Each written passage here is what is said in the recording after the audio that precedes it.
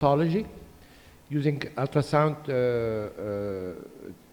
modality for the treatment, and he's run clinical trials on both benign and malignant prostatic pathologies in Europe and Asia using ultrasound modality. The presentation, the name of the presentation is MRI-Guided Transurethral Ultrasound Ablation of Prostate from Basic Technology to Clinical Studies. Dr. Pouya. Thank you so much, and thank you for the invitation. It's a pleasure to be here.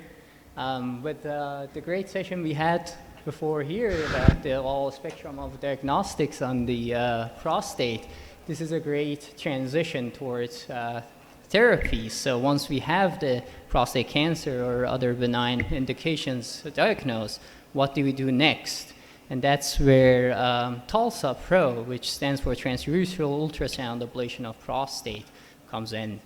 So currently the conventional therapy options available for low to intermediate prostate cancer patients, it is radicalized into either active surveillance or watchful waiting, or more radical approaches such as radical prostatectomy and radiation therapy.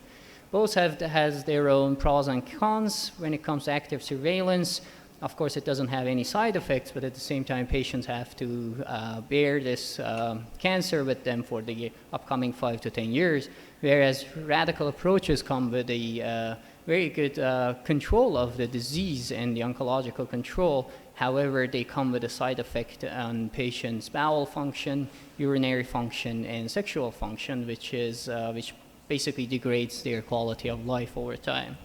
So there is a clinically unmet need in this spectrum, and that's where exactly TULSA-PRO comes in, filling in this gap, offering the opportunity to achieve a successful oncological control while having a minimum impact on patients' quality of life. So TULSA is an MRI-guided ultrasound ablative technology. It uses real-time MRI for planning the treatment, monitoring the treatment, and delivering the treatment.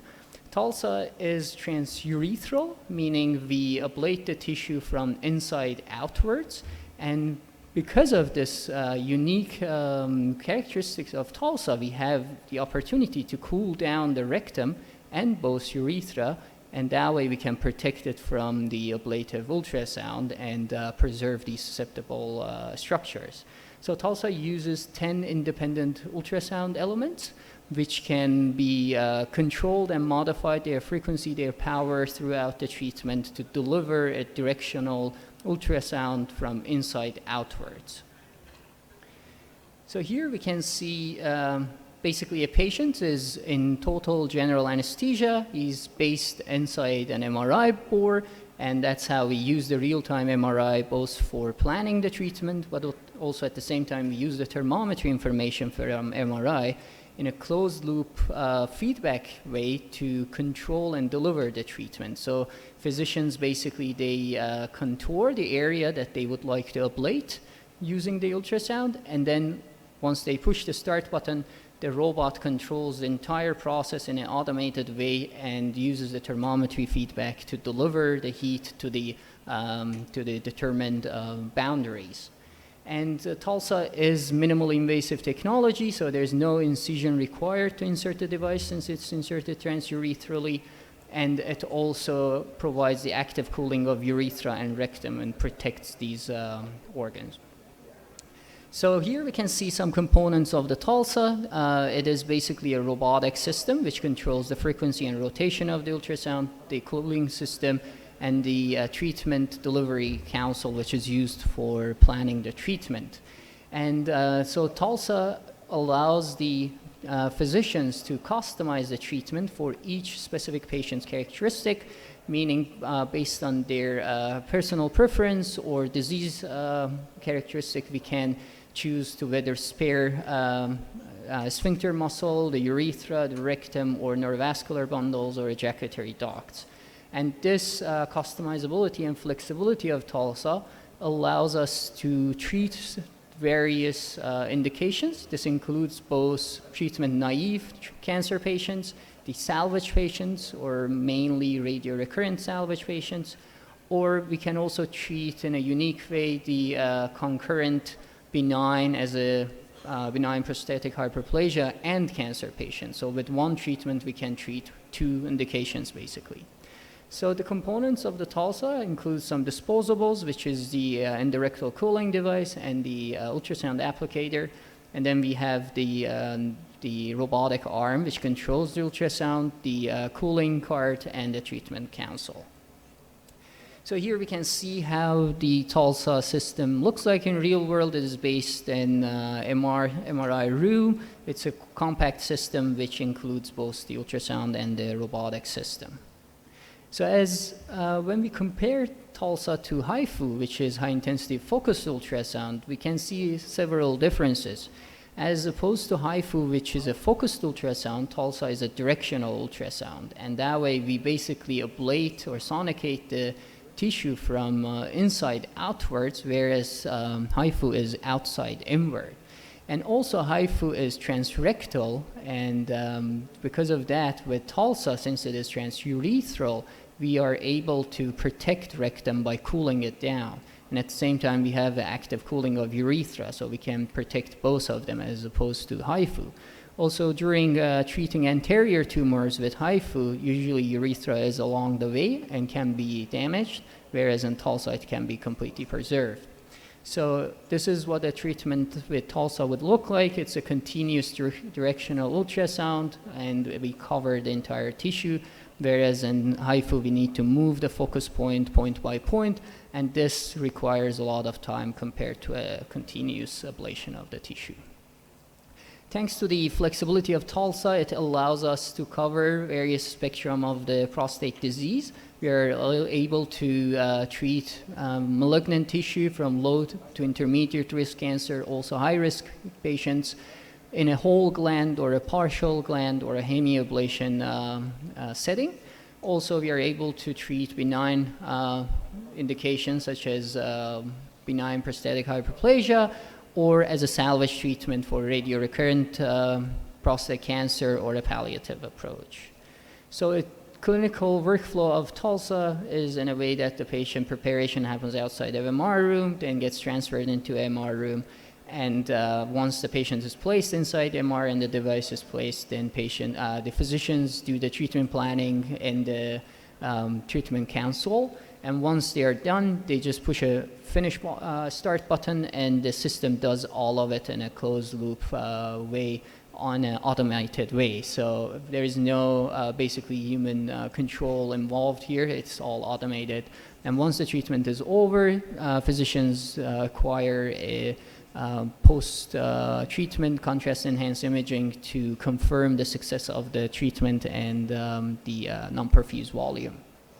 So this is what like a typical report after a TULSA treatment would look like. They have the treatment planning, the delivered heat, the dosimetry throughout the treatment, and eventually we would have a post-treatment contrast-enhanced imaging.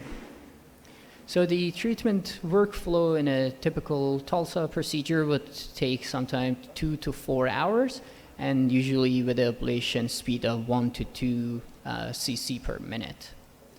So looking at the clinical data roadmap of TULSA, the system was developed in Canada in 2008, where our treat and resect studies were performed between 2010 and 13. Our phase 1 study was completed in 2015, where we got the CE mark in 2016. So we have been treating patients in a clinical routine since 2016 with this technology.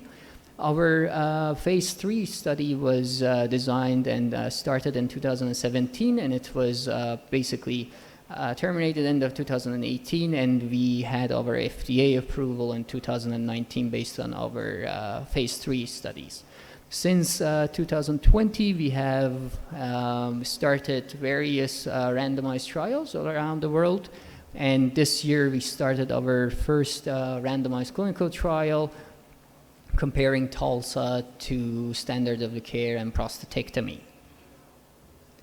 So we've been lucky to cooperate with a lot of institutes around the world throughout this clinical roadmap, and this work wouldn't have been done without our colleagues all around the world.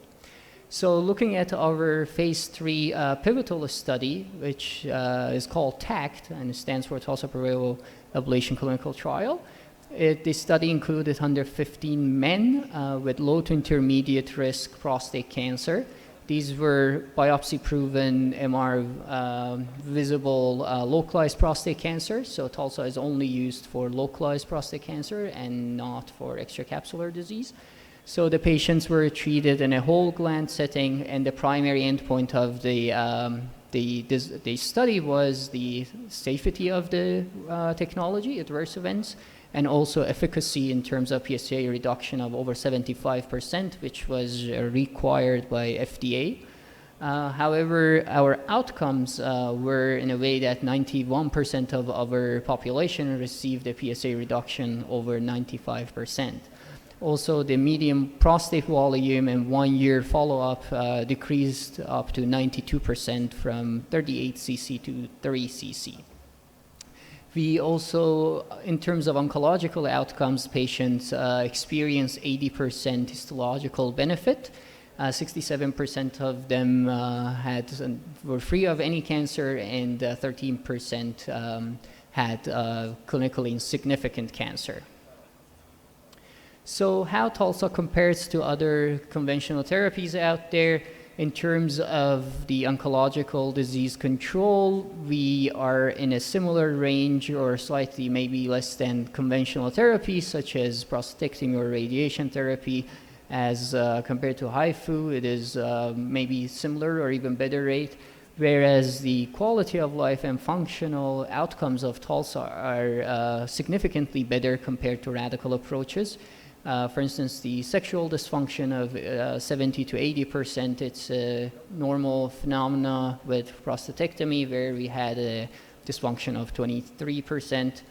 And also with bowel toxicity, radiation therapy, for instance, with 25%, the impact rate compared to no GI toxicity that we had through TULSA is a significant difference. Also, thanks to the active cooling of urethra, we had way lower grade of urinary incontinence and urethral stricture as opposed to prostatectomy. So in conclusion, TULSA is an MRI-guided customizable ablative therapy. It can be customized for every patient disease characteristic and the personal preference. If a patient wants to spare neurovascular bundles, ejaculatory ducts, TULSA allows physicians to adapt the treatment based on that patient's preference. TULSA uses transurethral directional ultrasound, so it ablates the tissue from inside of the gland outward. And this uses an inside-out ablation, which also allows the active cooling of both urethra and rectum, and that way active protection of both functions. And that's why the quality of life outcomes or functional outcomes of TULSA are significantly high in terms of bowel function, urinary function, and sexual function. In terms of clinical outcomes, promising oncological outcomes have been demonstrated so far through different clinical trials, and the impact of the treatment on patients' quality of life have been insignificant compared to other conventional therapies out there. So thank you so much for the opportunity, and happy to take any questions.